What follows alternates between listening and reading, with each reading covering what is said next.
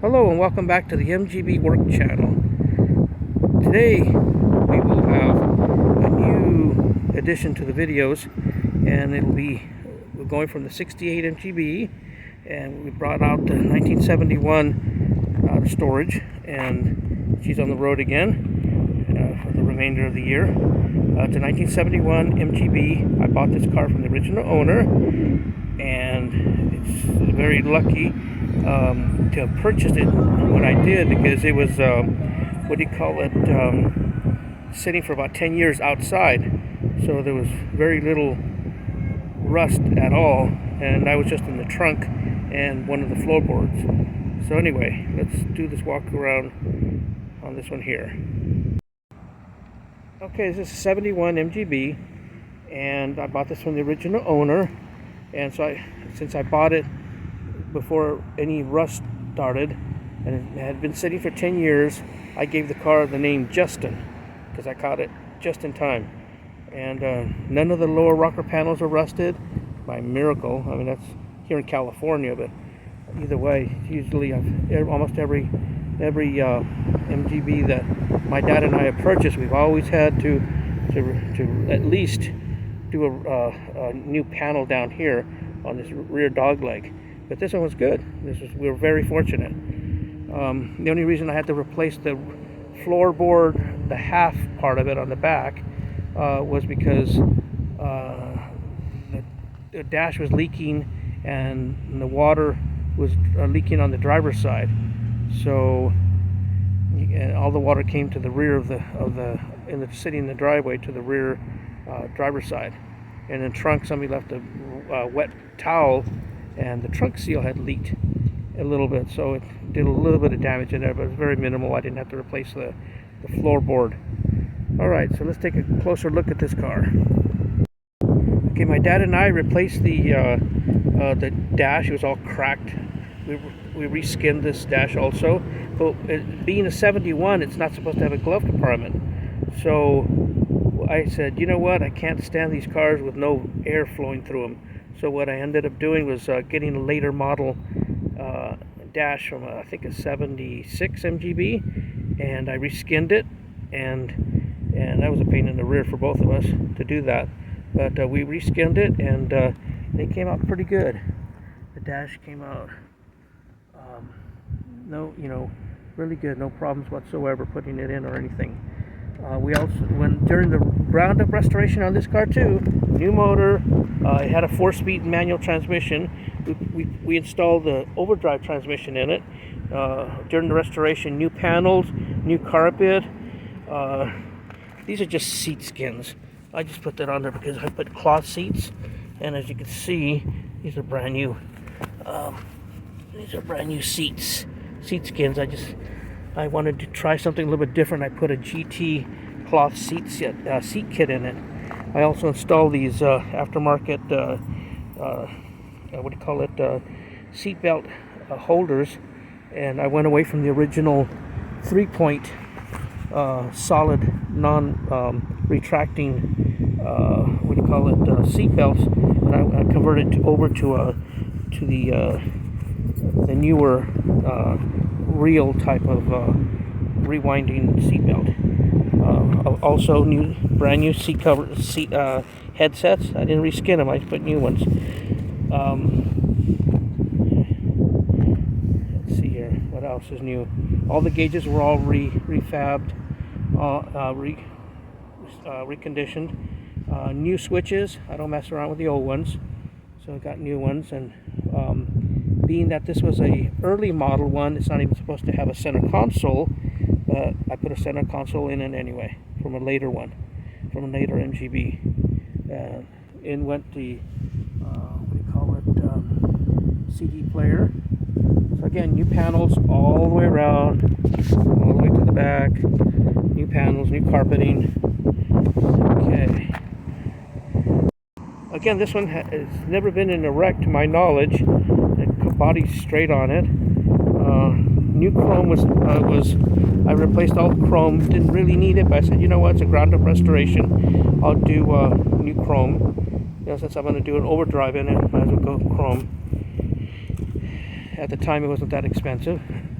Now prices are real crazy. Let's take a look at the other side.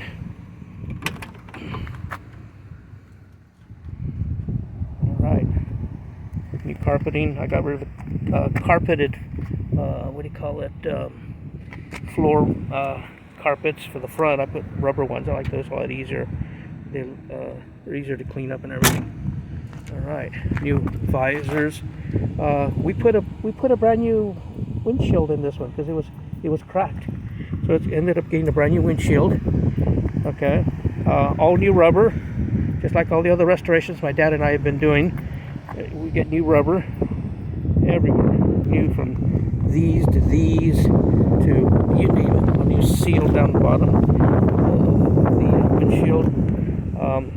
We also started putting these stainless steel grating. It keeps the mices from going in there, or leaves and debris from going in there. New brakes, new bearings, new.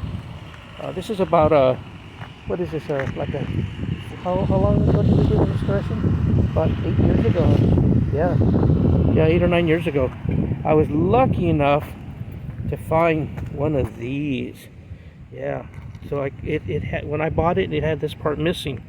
Okay, so we installed that, and I refurbished the grill, so it's got the fish mouth. That was from 70 to 70.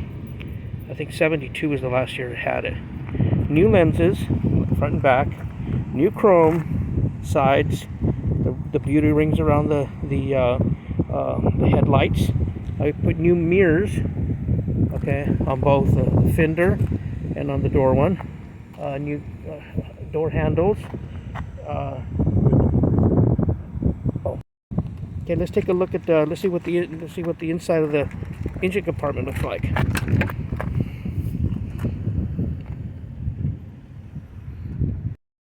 All right. So again, see, when the engine was rebuilt, the only thing I didn't put back on it was the smog stuff. Okay, I did go back and bought a new pair of SU carburetors for this one, and they went in there really nice and tuned really well. New decals everywhere, heater on the air cleaners, new what do you call it, radiator, new oil cooler, new oil lines. I didn't want to mess around with that other oil cooler. It looked like it was leaking already. What else is there? New under hood liner, like I did on the 68 over here. I did that. Helps keep the heat from messing up the paint on your hood, especially on catalytic converter models. Okay, what's different from a 68 and a 69 is this is a 71. 71 is they started using hood stays. Okay.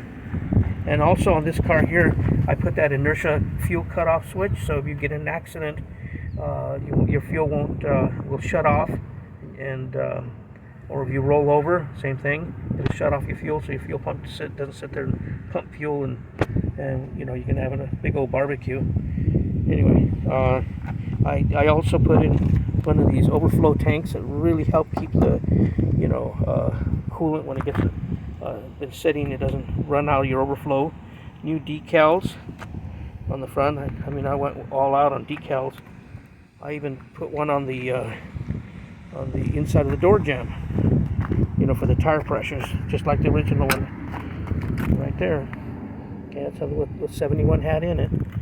All right, so everything works on this car, from horns. The original ones didn't work, so I ended up buying new ones. New master cylinder, new brake, the whole thing. It was a ground-up restoration. Everything got removed down to the last bolt on this car. Engine compartment degreased, and then painted. Okay, so let's take a look at the trunk. All right, I was very fortunate on this car here. The original owner who bought it off the lot, in the showroom actually, he didn't cut any holes like you see a lot of the cars have already had speaker holes put in the trunk. Well, this one doesn't have any, so that's really good. Everything got cleaned. I put a white paint on the bottom. I went with a undercoating to what do you call it, protect it from scratches and stuff like that. It's the only car I've ever done that. Usually I go with a complete paint on the inside. And of course I got my toolbox. Anyway, let's take a look at another area here. Action. There you go. Anyway, so yeah, this is got new badges, new badges for the trunk and everything. I did put a new one up in the front too when I restored the grill. So you don't see too many of these fish mouth MGs around anymore. Usually people can't get the parts anymore because you can't they're not, I mean, you get certain parts, but that top part you don't, it's not listed in a lot of our distributors that are available nowadays. Anyway, there's the fish mouth. Alright, so I hope you enjoyed comparing the 68 MGB to a 1971. So this will be driven for a